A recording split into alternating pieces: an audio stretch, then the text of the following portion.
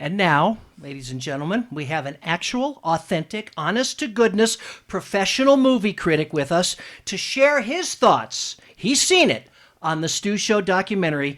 He's won more awards as a film critic than anybody else out there. Please welcome back to this program, as I get to take camera 2 now, to review the film, Stu Show documentary, Mr. John Barbour.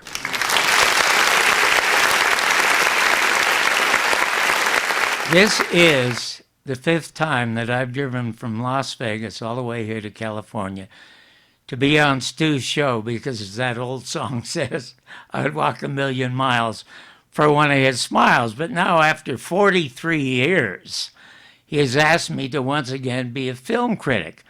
I quit after 10 years at Los Angeles Magazine and KNBC in Los Angeles in 1979, when I got my first Real People special on NBC. And when I announced my retirement, I got 2 immediate phone calls within minutes from 2 of the biggest stars in this business. Surprising calls, and they're surprising because I had absolutely trashed both of them, as you will see later in some of the reviews that we talk about. And both of them not only became big fans and big friends, they also wanted to be on my show. And those 2 were Neil Simon, the most successful playwright in history, and Burt Reynolds. And each one of them said the exact same thing. John, you cannot quit. Please don't quit, because who is going to tell the movie emperors that they're wearing no clothes? And I said, Neil and Bert, I must tell you very, very honestly, I've just run out of interesting and entertaining ways to say it's a piece of shit. But the truth of the matter is, I love it when I see something I love, because if I see something I love, I can share it. And that's getting rarer and rarer, until I saw Stu's documentary the other day, and I must tell you, I absolutely love it. It is probably the 3rd best documentary ever made about anyone in show business. Number 1 would have to be Searching for Sugar Man. Unbelievable. You must watch it. The greatest ever made. The 2nd best was the one that I did on Showtime back in 1985, and it's called Ernie Kovac's Television's Original Genius. But the 3rd best is sadly called Stu Shostak. I love the film, but I'm not fond of the title, because what is a Stu Shostak to those people who don't even know him? How are they going to be interested in something they don't even know about? What the film needs is a subtitle. I mean, my autobiography is called Your Mother's Not a Virgin.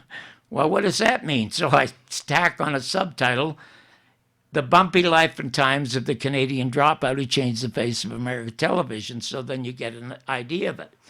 This needs a subtitle. Also, the promo, which is the first, it needs a second half, also sort of a subtitle. The first half showing Lucille Ball's love for Stu Shostak. And Stu's love for Lucy is absolutely fabulous, because it introduces the word love.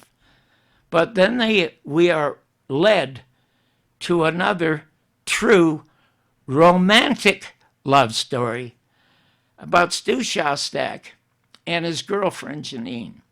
Now, he is forced to marry Janine, not because she's expecting, but because she's expecting to die. She has a brain aneurysm, and she's in the hospital. And Stu cannot get through to the doctors. The stuff that he needs done for the woman that he loves has to call a daughter. The daughter's not always available. He says, well, you know what? I'm going to marry her. And the scene in that hospital with her all wired up and stuff in her nose and her ears and her mouth is heartbreaking and heart-lifting. It'll bring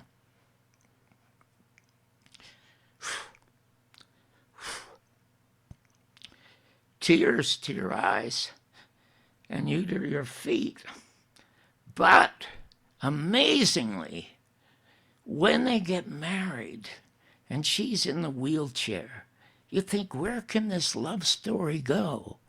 But what happens is that in his battles with the medical industry, it turns into one of the greatest public service films about the for-profit, corruptive, dreadful health system in this country.